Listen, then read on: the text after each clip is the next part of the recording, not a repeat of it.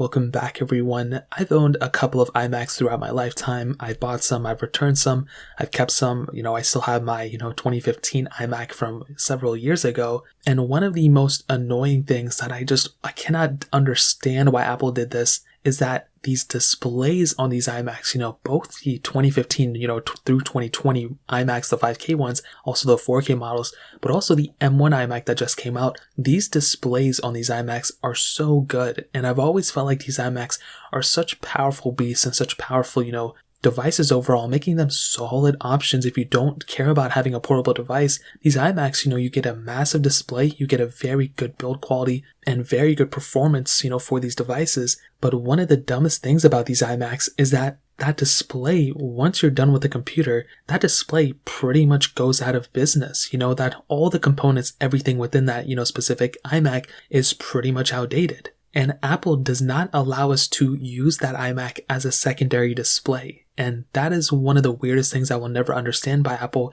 And in a way, it is one of those things where, makes you think, why does Apple do this? You know what I mean? It is clearly a money motivation. I mean, they're clearly doing this because of money. Now, here's the funnier thing on top of this.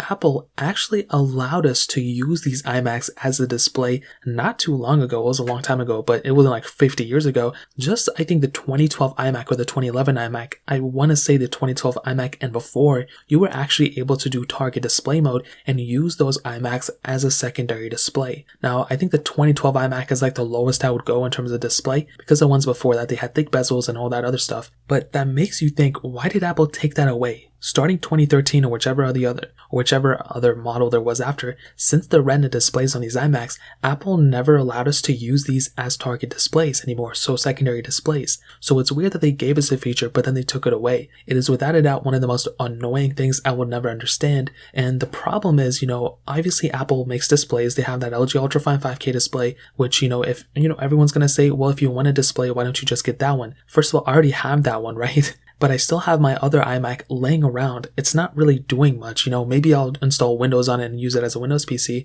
but it's still a very annoying thing that I actually have to go ahead, or people have to go ahead and have all these iMacs laying around.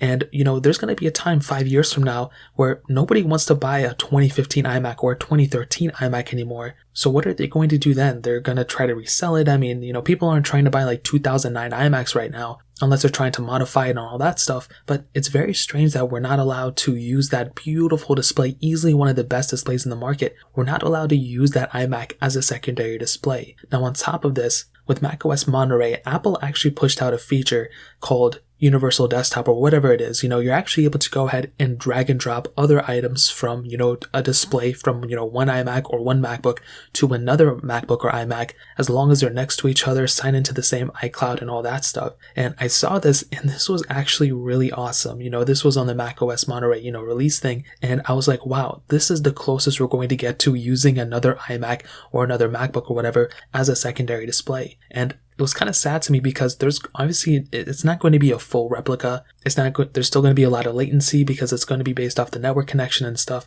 And I'm sure there's going to be lots of issues with it when it first comes out. But it's still, we're getting in that direction where they're making a lot of these workarounds.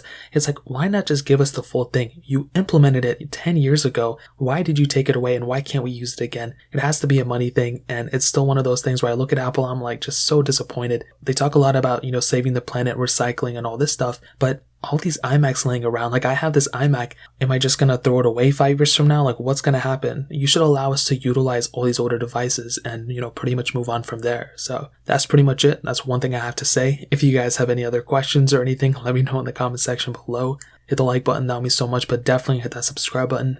More importantly than everything else, I love every single one of you guys. Hopefully I'll catch you guys in the next video. Peace out till then.